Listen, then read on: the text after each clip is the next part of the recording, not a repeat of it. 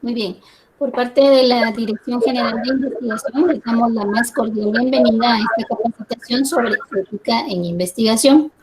Algunas recomendaciones importantes, por favor, preferiblemente mantener la cámara apagada para que no haya ningún problema con la señal, que a alguien pues no le llegue bien la señal. También los micrófonos, por favor, mantenerlos en silencio. Les damos la más cordial bienvenida a esta capacitación sobre ética de la investigación con seres humanos. Tenemos entonces con ustedes a la doctora Hilda Valencia, la coordinadora del Programa Universitario de Investigación Interdisciplinaria en Salud, con quien pues lo dejo en este momento. Gracias. Muy buenos días, bienvenidos y bienvenidas a este espacio virtual de la Dirección General de Investigación. En esta oportunidad le corresponde al Programa Universitario de Investigación Interdisciplinaria en Salud presentar a nuestro conferencista invitado, el doctor Eduardo Rodríguez Yunta, quien hará una exposición del tema ética en investigación. El doctor Rodríguez Yunta es licenciado en Biología por la Universidad Complutense de Madrid, España, doctor en Biología por New York University en Estados Unidos, postdoctorado en Sloan Kettering Cancer Institute, Estados Unidos, máster en Teología en St. John's University, Estados Unidos, y en Bioética en Kennedy Institute, Estados Unidos. Él es consultor del Centro Interdisciplinario de Estudios en Bioética de la Universidad de Chile. En su carrera académica ha sido profesor de Biología en la Universidad de la Ciudad de Nueva York, investigador asociado en el Memorial Sloan Kettering Cancer Institute, investigador en la Pontificia Universidad Católica de Chile, investigador del Programa Regional de Bioética de OPS-OMS, investigador del Centro Interdisciplinario en Estudios de Bioética de la Universidad de Chile. Ha tenido honores y premios por parte del Departamento de Biología de la Universidad de Nueva York de Estados Unidos. El doctor Rodríguez Yunta tiene más de 99 publicaciones en revistas indexadas, en su mayoría de alto impacto. Según ResearchGate, tiene aproximadamente 2.379 citaciones. A continuación, dejo en el uso de la palabra al doctor Eduardo Rodríguez Yunta con el tema ética en investigación. Por favor, doctor. Buenos días. Un gusto poder compartir con ustedes este tema, que es de alta relevancia. Y decirle en primer lugar que la ciencia crece por medio del método científico, generando hipótesis, luego contrastando esta hipótesis con medios experimentales, de manera que se forman nuevos conocimientos. Y esos nuevos conocimientos pueden ser otra vez reutilizados por otros investigadores y de esa manera se va creciendo lo que es el conocimiento científico de la realidad que estamos viviendo, experimental. Y aquí cuando hablamos de ciencia son muchas disciplinas las que están incluidas. Generalmente los temas de ética de investigación se han trabajado más en temas de salud, pero la ciencia abarca muchos otros aspectos. Entonces hay un contexto que es el descubrimiento de un hecho que no se ha estudiado suficiente, de ahí se genera la hipótesis para averiguar cuál es el problema, cómo se resuelve, se estima y se crea un nuevo conocimiento. Ahora, ¿qué es investigación? Bueno, una forma de definirlo por el Consejo de Organizaciones Internacionales de Ciencias Médicas es que es un conocimiento generalizable y que ese conocimiento se genera por teorías, principios, relaciones o información que es corroborado por un método científico. Entonces aquí tenemos el tema de que la investigación es un nuevo conocimiento que se va desarrollando y que se puede generalizar de manera que otros lo pueden usar. Es muy importante cómo definir la investigación con seres humanos. Cada país tiene su propia definición y estas definiciones tienen que ver también en cómo se regula la investigación, porque hay distintos comités de ética. que van a reflexionar y verificar si una investigación es ética o no, cuando es de seres humanos, otros de animales, otros puede ser de bioseguridad. Aquí tenemos una definición que es de Estados Unidos. Define investigación con sujetos humanos como un investigador que realiza un estudio de un individuo vivo por intervención o interacción con ese individuo o por obtener información que es identificada como privada. Ahora, esta no es la única manera de definirlo. Esto define un poco el plano de acción de un comité de ética, cuando es de seres humanos. Pero hay cosas que son cuestionables en esta definición. Por ejemplo, el tema del individuo vivo, ¿no? Se refiere, por ejemplo, que usar un cadáver no sería investigación con sujetos humanos, lo cual es cuestionable. Luego, ¿acerca de quién? Esto es importante porque se refiere a una persona, que puede haber una intervención, que puede ser física, psicológica o manipular el ambiente, o puede haber una interacción de comunicación por correo, por teléfono. Y después el tema de la privacidad. Esto también puede ser distinto según los contextos culturales.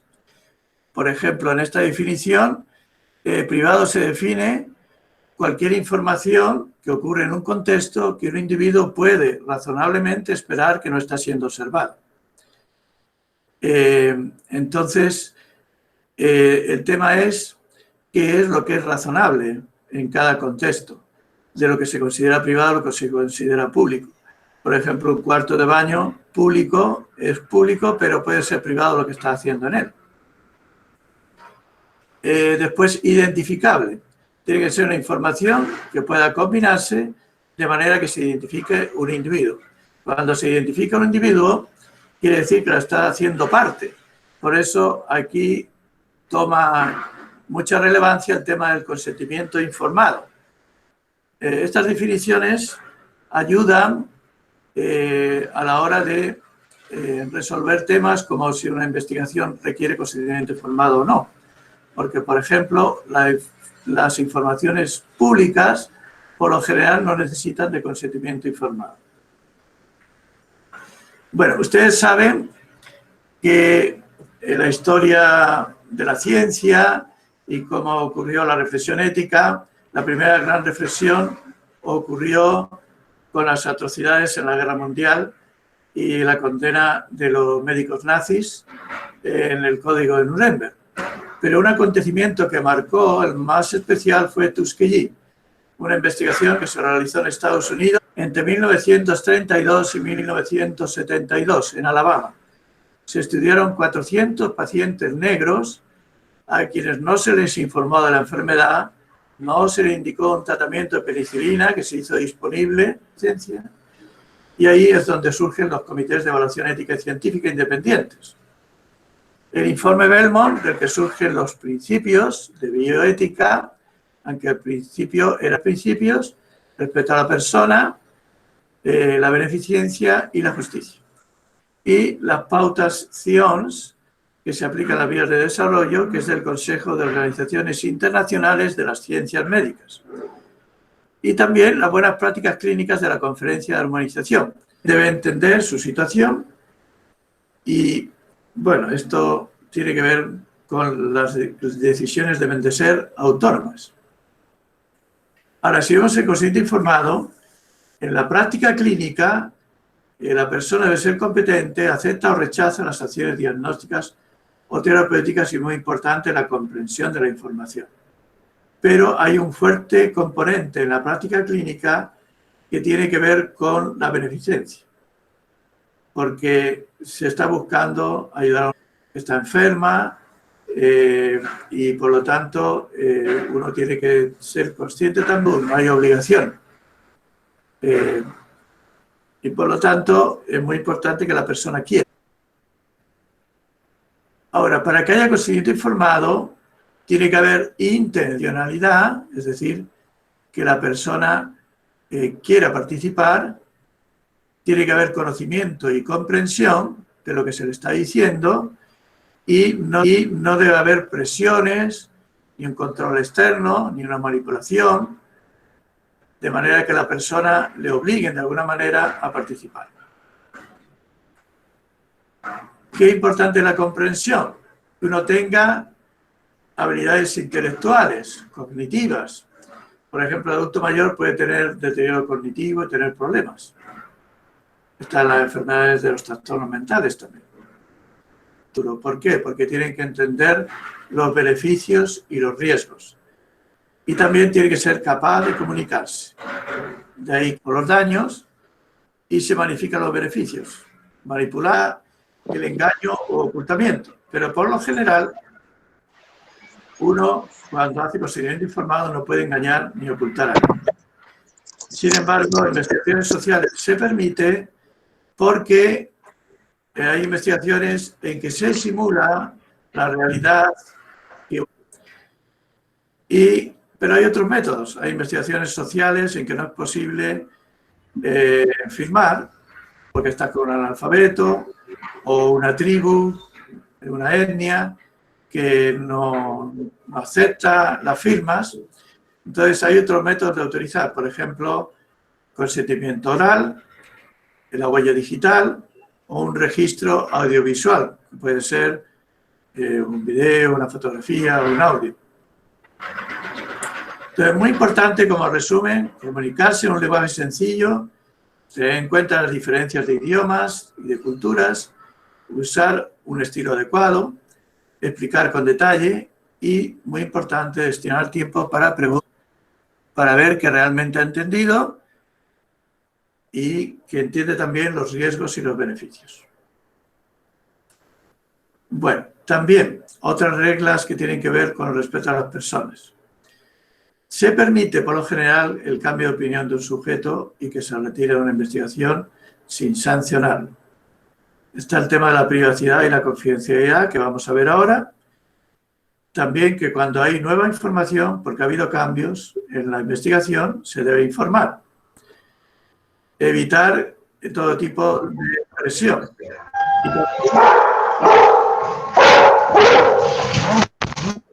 Es de respeto informar.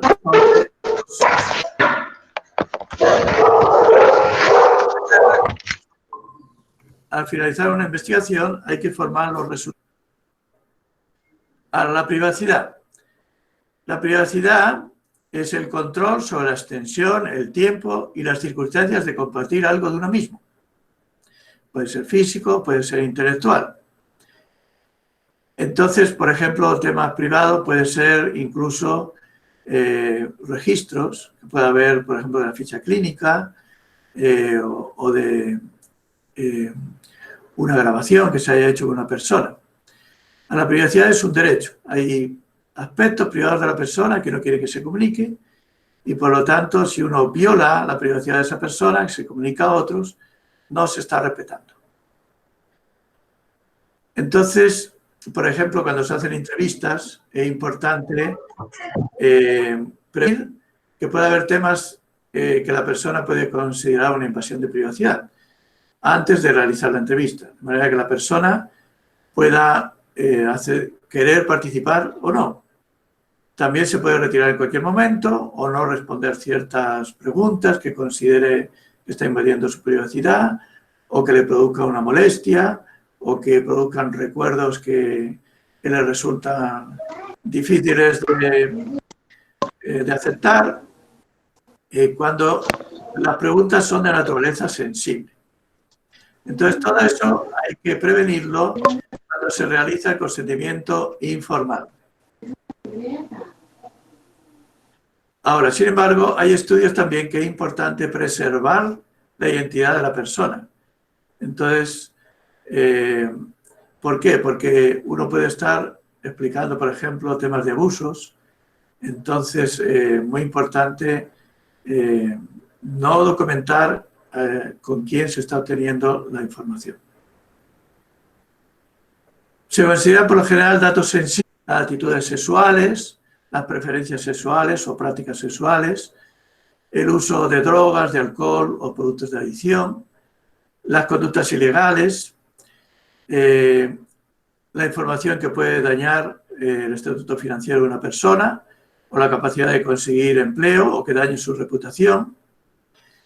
La información de registros médicos que pudieran estigmatizar, la información relativa al bienestar psicológico de la persona, la salud mental, entre el investigador y el sujeto. Los procedimientos de confidencialidad deben ser descritos en el consentimiento informado y también permitir que los sujetos sean quien decida el control de esa información, a quién se le puede dar y a quién no. A veces a las personas no les importa ese informe, los electrónicos, también tener copias en lugares seguros. Bueno, el siguiente principio, hemos visto el de la persona, en que lo principal es el consentimiento informado, pero también es muy importante la confidencialidad. El segundo principio es el de beneficencia, que está unido también al de no maleficencia. Beneficencia es hacer el bien y la no maleficencia es no hacer daño. Entonces, cuando hablamos de beneficencia, estamos hablando también en la investigación del tema del tanto los riesgos como los beneficios pueden ser emocionales, pueden ser financieros, pueden ser psicológicos, pueden ser sociales, pueden ser legales. No solamente los riesgos son físicos. Los investigadores deben ser competentes también. Eso es un tema, porque no puede haber beneficencia si los investigadores no son competentes, va a haber daño. También hay que evitar sesgos. Los conflictos de interés hacen que una persona prefiera un resultado sobre otro. Entonces, hay que evitar esos sesgos para que no haga trampas a la hora de evaluar los resultados. Y también proteger a las personas de autonomía disminuida. Ahora, en la proporción favorable de riesgo-beneficio, uno tiene que ver los riesgos y minimizarlos. Los beneficios, maximizarlos. También tener en cuenta el beneficio social. Hay casos en que el riesgo... Bueno, es muy importante la definición de riesgo mínimo, porque por lo general las investigaciones, un comité de ética va a evaluar si los riesgos son aceptables. Entonces, si el riesgo es mínimo, ya de por sí es aceptable, ¿no? Ahora, ¿cómo se define el riesgo mínimo? Las pautas establecen esta definición. Es una tensión. Bueno, es también importante que cuando hay un daño hay que ser capaz de compensarlo. Y esto debe haber dentro de informarlo, el consentimiento informado, y el comité de ética velar para que se compense por los daños. Y también velar para que haya beneficios al finalizar la investigación. Ver cómo si se produce un nuevo fármaco, cómo haber acceso a las personas y también que el sujeto de investigación reciba un beneficio. Bueno, también en relación con la beneficencia hay que tener en cuenta que es muy importante que debe haber un valor social en toda investigación que se realice. Tiene que haber un valor. En investigación se aplica la justicia distributiva, que exige la distribución equitativa de cargas y beneficios y la selección equitativa de sujetos. Esto significa que no puede ser que, por ejemplo, reciban la investigación los pobres, que están más sujetos a riesgos, y que los beneficios solo los reciban las poblaciones de mayor recursos económicos. Después hay que tener en cuenta que la investigación debe beneficiar a los grupos de los que se está reclutando los sujetos. A veces pasa el tema de la vulnerabilidad. ¿Cuándo una población vulnerable puede entrar en una investigación? Va a ser beneficiada esa población vulnerable. En ese caso, es ético que participe.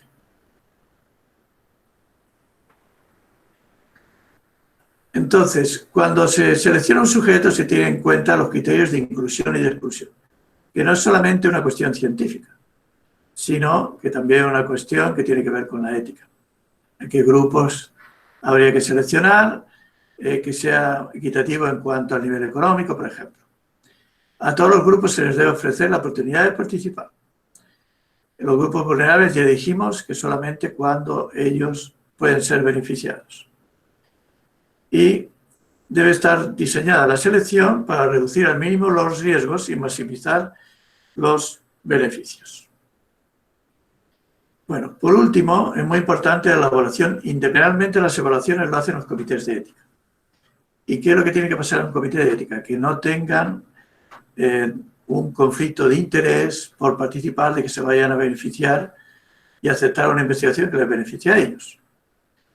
Y también es un tema de conflicto de interés.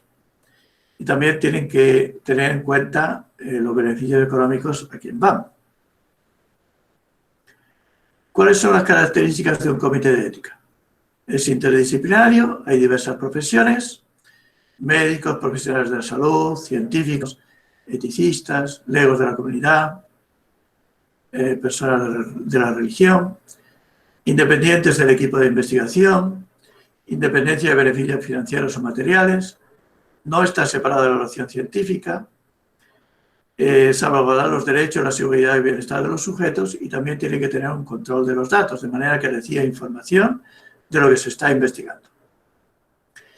Las responsabilidades, asegurarse de que las investigaciones y los resultados se hagan disponibles, tanto en el país anfitrión como en el país que patrocina. Protección de los sujetos a reacciones adversas, justificación de exclusión de grupos, apoyo y la revisión de investigaciones, o durante el proceso informar los resultados. Y otra definición es la que da la Declaración de Singapur, que es hacerse responsable de la honradez de las investigaciones.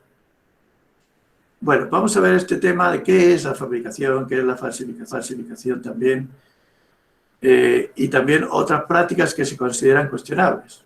Aquí tengo una lista. Por ejemplo, es muy importante la conducta responsable, la honestidad en cómo se realiza la investigación, cómo se desarrolla y cómo se publica. La precisión en la evaluación por pares, no aprovecharse de información que es de un tercero y que todavía no se ha publicado. Eso cuando se publica. Demostrar un espíritu de colaboración entre pares, transparencia, presentar la información relevante, no ocultar datos de la información. Responsabilidad es ser capaz de justificar el comportamiento y las acciones tomadas. La justicia es realizar juicios profesionales de acuerdo a criterios que están consensuados sin perjudicar grupos. Mantener buenas relaciones entre las instituciones y entre los investigadores y el respeto, tanto a los seres humanos como a animales o al medio ambiente. Ahora, ¿qué es un fraude? Es toda desviación del método científico con la intención de engañar relacionados con el planteamiento. Y se hace para favorecer una hipótesis, pero se está engañando. El plagio, que es la apropiación de ideas, procesos, resultados o palabras de otra persona sin darle crédito. Ahora, hay errores que se cometen sin intención. Bien, para eso está la estadística, siempre hay errores. Pero eso no es una falta. Otras formas de malas prácticas. No cumplir con lo que el comité de ética te ha pedido. No respetar a los sujetos. No informar de quién está financiando la investigación. No cumplir con la confidencialidad. No dar crédito a los resultados o los datos de terceros, de otras personas que han publicado temas relacionados con el tuyo. No dar crédito apropiado a los autores en publicaciones. Muchas veces pasa que autores que han participado no se les incluyen en la publicación. Ocultar detalles de la metodología para que otros no la repitan. Se falta la transparencia. Evitar ciertos aspectos que son exigidos al sujeto. Proporcionar conclusiones desde suposiciones subjetivas, no objetivas. Diseño de investigación inadecuado. Mantener los registros de forma inadecuada. Dar una falsa información. Una negligencia persistente, cuando uno sistemáticamente realiza mal los resultados, los está obteniendo de una forma negligente. Por ejemplo, con aparatos no calibrados. aceptar o facilitar las malas prácticas de otros, publicar experimentos como propios que uno no ha realizado, aprovecharse del proceso de evaluación por pares para plagiar o impedir una publicación. La doble intención de la publicación tiene que ver con el bioterrorismo. Es cuando uno publica algo que añade al conocimiento científico, pero puede ayudar a que grupos terroristas se apropien de esa información y puedan producir organismos que afecten a la salud pública. Y también ignorar vulnerabilidades específicas o culturales. Bueno, es muy importante que en la investigación hay dos aspectos que hay que tener en cuenta. Uno, que la investigación debe ser válida, es medir lo que efectivamente se pretende, y también debe ser fiable. Es la predictibilidad, es decir, ir por otros, por terceros. La fiabilidad en la medición significa que un investigador que repite la prueba usando el mismo método debe obtener los mismos resultados. La validez significa que la medición debe representar lo que tiene intención de cuantificar. Para asegurar la fiabilidad hay que tener en cuenta las mediciones no deben variar de un observador a otro. Debe tenerse en cuenta la variabilidad de los instrumentos, por lo tanto hay que calibrarlos, todos por igual. Debe tenerse en cuenta la variabilidad entre los pacientes, si es investigación en salud. Por ejemplo, no es lo mismo hacer la prueba en ayunas o después de las comidas, también dependiendo de la hora o cuando la mujer está en ciclo menstrual. Se producen variaciones que producen diferencias en datos que no estamos controlando. Hay problemas en la validez, por ejemplo, cuando los grupos de estudios no son comparables, porque estamos comparando grupos de sujetos que son diferentes. También a veces se obtienen de forma diferente los datos, o no se recoge información sobre factores sin tener en cuenta un factor, que es el factor de confusión, llamado factor de confusión, que no se tiene en cuenta y que al no tenerlo en cuenta, pues estamos aduciendo causalidades a otros factores que no son realmente toda la causalidad. Lo que tiene que ver con la causalidad. La asociación entre dos variables no necesariamente significa una causalidad, porque puede haber otras causas, ¿no? Esos son los factores de selección. Cuando sistemáticamente seleccionamos entre los sujetos, hay una diferencia entre los que son experimentales y los que son el control. El sesgo de desgaste es cuando no se tiene en cuenta las personas que han abandonado la investigación, porque ellos a lo mejor se han enfermado y eso también hay que tenerlo en cuenta para los datos de investigación. El sesgo de respuesta tiene que ver con los cuestionarios. Es cuando uno selecciona un cierto tipo de respondentes y no tiene en cuenta otros población que no está respondiendo. Y el sesgo de medición es cuando los métodos de medición o de obtención de información son distintos de un grupo a otro. Ahora, ¿qué es lo que hace que no haya objetividad? ¿Por qué se cometen faltas o hay actitudes deshonestas en los investigadores?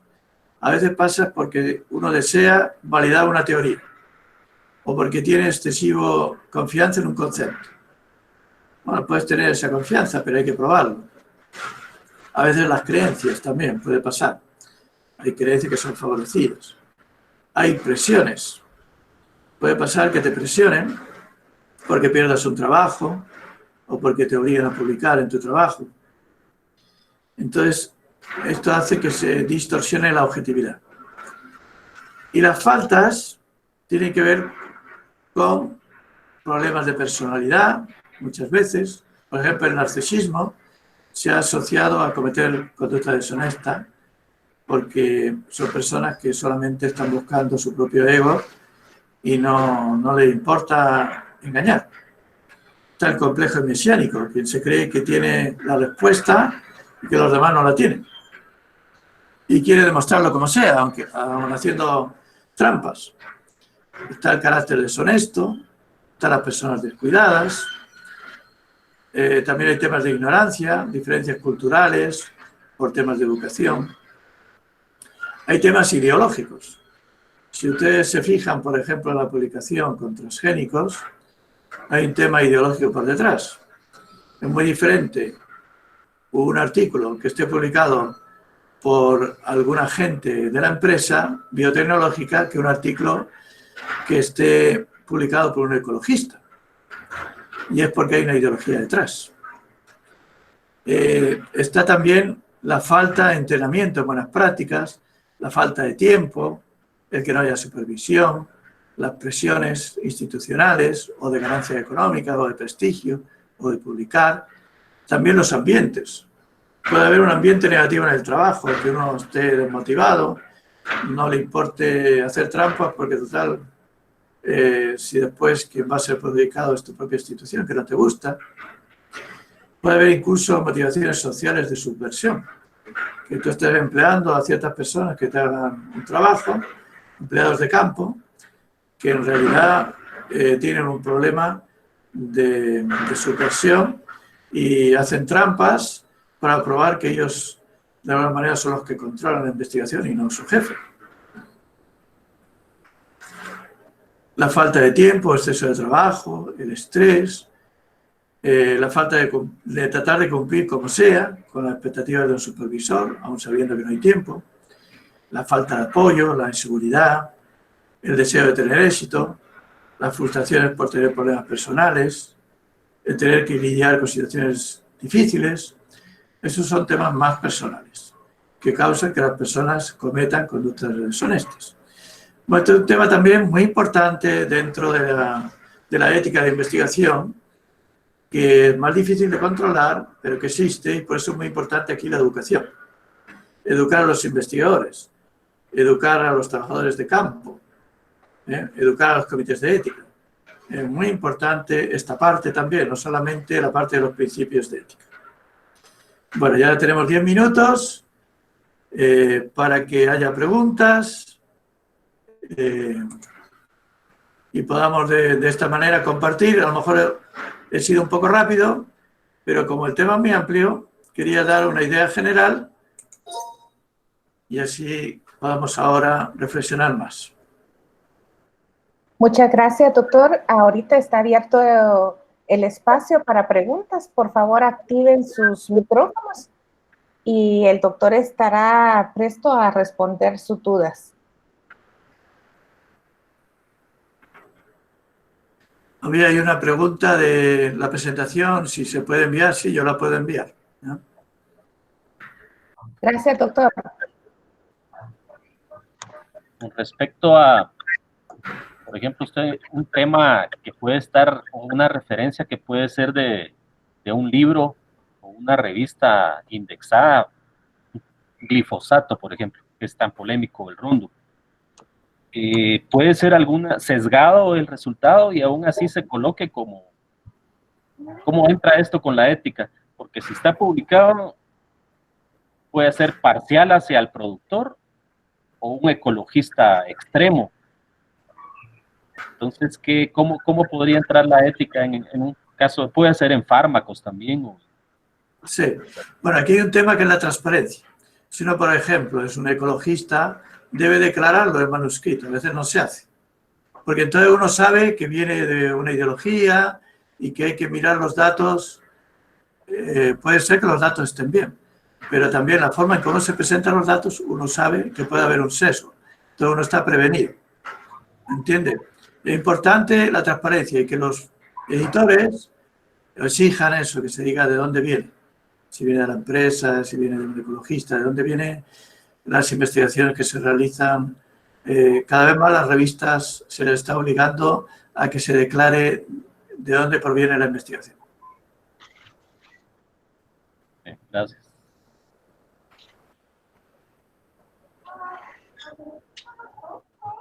¿Alguna otra duda? Por favor, activen su micrófono. Buen día. Buen día. Buen día. Luis Velázquez de San Marcos, Guatemala. Solo tengo una pregunta, doctor. En algún momento en los criterios de inclusión se mencionaba la facilidad o la facultad que se le da al entrevistado para poder salir cuando no se sienta cómodo. Es una investigación de tipo cuasi experimental. La persona se siente incómoda, pero quiere continuar con el proceso de investigación. ¿Qué documento nos puede amparar? ¿Sería solamente el consentimiento o habría algún otro documento que ingresar? Se lo comento porque yo trabajo en investigación en comunidades rurales y no por mí, sino he visto que en algunos momentos pues, la gente, a pesar de sentir alguna molestia, por ejemplo, por el desarrollo de algún producto nutricional, no se hace la curiosidad de seguir en el estudio, pero le es incómodo que muchas veces le hagan algunas preguntas. Entonces, ¿qué documentos pueden soportarnos ese tipo de comportamientos en las personas y a dónde puede ser tolerable para tomar en cuenta ese caso de estudio? Claro. Bueno, en general hay que respetar, es muy importante aquí el diálogo entre el investigador y el sujeto. El diálogo que uno tiene que entender que se puede retirar, pero también el sujeto tiene un deber. Hay que entender eso también, porque está participando en una investigación y se debe también a que esa investigación produzca resultados. Y si uno se retira y se retiran todos, no va a haber resultados, ¿no? Entonces hay un cierto deber también del sujeto y eso también hay que dialogarlo con él, que entienda, ¿no? Pero él es libre de retirarse. Y lo importante es que uno debe, eso lo especifica la pauta CION, ¿no? Uno debe registrar, ¿no? Cuando uno se retira, el por qué, qué es lo que pasó, porque eso también es importante para la investigación, las molestias que ha habido.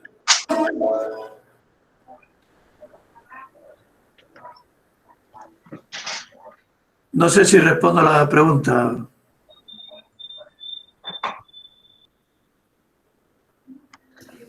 Sí, doctor, muchas gracias. Muchas gracias, queda claro.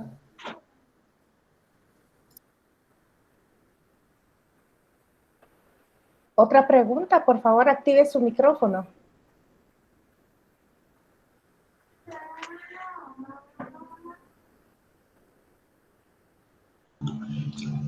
Buenos días, una pregunta. Sí, por favor. Sí. Para la integración de un comité de bioética, usted mencionaba o ponía en su diapositiva de que debía ser bastante amplio con la inclusión de muchas carreras, multidisciplinario, incluso mencionaba la inclusión de clero. Cosa que a mí me parece muy bien porque en la bioética, pues bueno, las personas tenemos distintas concepciones de la vida y debemos ser muy respetuosos de las creencias y cosmovisiones personales, teniendo siempre una base común. Sin embargo, veo, por lo que he estado leyendo en varios lugares, como que hay una presión de que la bioética debe ser como muy científica, y dejando un poco de lado la dimensión personal, la dimensión de la persona con sus creencias. Me gustaría mucho poder escuchar su posición acerca de esto. Sí, mira, el tema de las creencias es relevante, depende del contexto, ¿no? Porque hay creencias que afectan a las decisiones. Entonces, por eso, una persona que conozca es como otros aspectos también de la cultura, ¿no? Siempre, por lo general, se pide que haya un miembro de la comunidad, porque es el que entiende un poco la comunidad, los problemas que tiene, ¿no? Pues lo mismo pasa con las creencias. Hay investigaciones que afectan a las creencias de personas. Por ejemplo, con los testigos de Jehová o cuando se investiga el aborto, ¿no? Hay temas que se sabe que son controversiales y que intervienen creencias, entonces hay que respetar también esa parte. Y ahí es relevante que haya una persona que participe, que entienda cuáles son las creencias y en qué va a afectar al tipo de persona que se va a reclutar, ¿no? De acuerdo, muy bien, gracias. Gracias. Otra pregunta, por favor, active su micrófono. Doctor, buen día. Muchas gracias por su conferencia. Solo un comentario. Yo no sé usted qué piensa en el sentido de que en las investigaciones a veces se habla de que para ser objetivo hay que dejar la ideología, la cosmovisión, cuando yo creo que esa es parte de una unidad. No podemos dejar de lado nuestra formación, nuestra cosmovisión. Para mí es una falacia de que para ser objetivo hay que dejar de lado esa parte, consciente e inconscientemente es parte nuestra. No sé qué opinas. Sí, no, tienes toda la razón, no es eso lo que quería decir. Lo que quiero decir es que en las conclusiones tú tienes que evitar el sesgo, ¿entiendes? Pero tú, por supuesto, que puedes partir de una creencia, de una ideología y tenerla. Pero las conclusiones, tú tienes que tener cuidado de no manipular tus datos para que sean concordes con tu ideología. Los datos son datos. A eso es a lo que se refiere evitar los sesgos. El sesgo es cuando tú interpretas o manipulas los datos que tienes para favorecer tu posición. Eso es lo que hay que evitar. ¿Me entiendes? No tanto el hecho de tener una ideología, una creencia que está bien y yo creo que hay que decir de dónde viene tu motivación. Está bien, está apariencia eso. Pero uno tiene que evitar que te influya de tal manera que manipule o hagas una trampa. ¿Se entiende, no? Sí, gracias. Tenemos espacio para otra pregunta más, por favor. Activen su micrófono. Creo que es el momento de resolver dudas.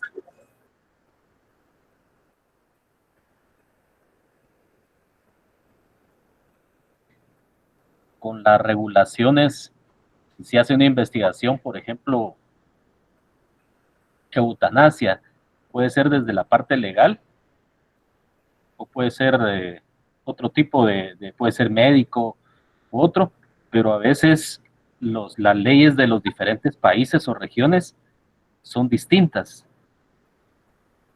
¿Cómo en este caso, cómo entraría una investigación de este tipo? Es un tema, pero hay otros, sí, incluyendo medicina u otros. Claro, esos son temas que son sensibles y que también ahí intervienen creencias, intervienen cultura, la forma cultural de las poblaciones, ¿no? Entonces, también hay que respetar eso. Y también hay que tener en cuenta que la eutanasia es muy compleja en cómo se define. Y también eso hay que delimitarlo, porque de repente uno está hablando de eutanasia con un concepto diferente de una comunidad a otra de lo que es eutanasia.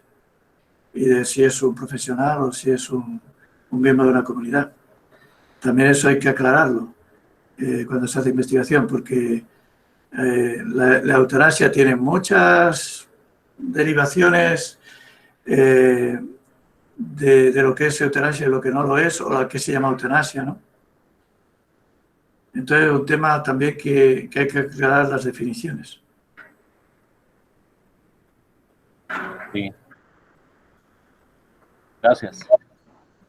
Bueno, agradecemos a ustedes su participación, agradecemos perdón, parece que hay una pregunta más.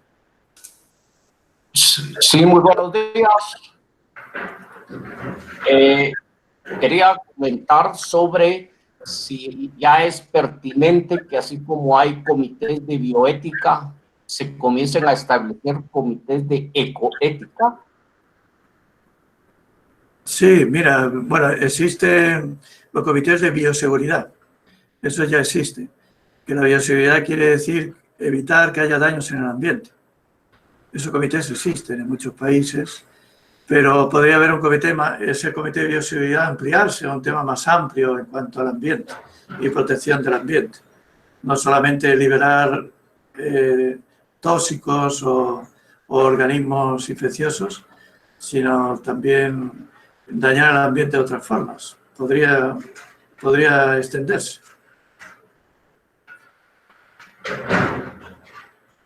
Pero los comités de bioseguridad existen en muchos países. Muchas gracias. Bueno, le damos gracias, doctor Eduardo Rodríguez Yunta. Creo que ahorita se empieza a platicar acerca del tema de la ética de investigación. Sabemos que la bioética es ese espacio de diálogo en donde nosotros podemos compartir, podemos llegar a consensos o disensos, ¿no?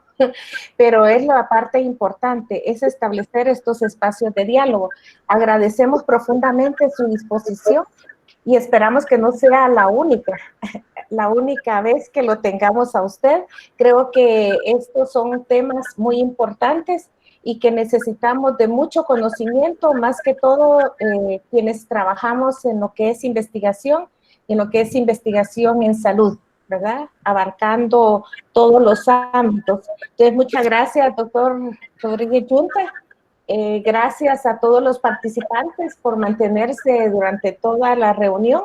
Creo que estaremos próximamente siguiendo con esta temática, si está anuente el doctor Rodríguez Yunta. ¿Algunas palabras, doctor? Muchas gracias por hacerme partícipe. Muchas gracias. Muchas gracias a ustedes. Gracias a ingeniera Sonia García. Creo que es un pilar fundamental para que esta reunión se haya hecho efectiva. No sé si tienes palabras, Sonita, alguna información. Únicamente agradecerles por su participación el día de hoy, a todos quienes participaron de centros universitarios, tanto investigadores también de toda la República, investigadores, docentes y estudiantes. Los invitamos a las próximas capacitaciones. El día de mañana no tenemos, sino el día jueves por la tarde, a las 3 de la tarde, estaremos publicando próximamente la invitación. Y agradecer la participación del doctor Rodríguez Yunta. Gracias por su colaboración con la Dirección General de Investigación y la Universidad de San Carlos de Guatemala. Agradecemos a todos entonces y que tengan una buena tarde. Gracias.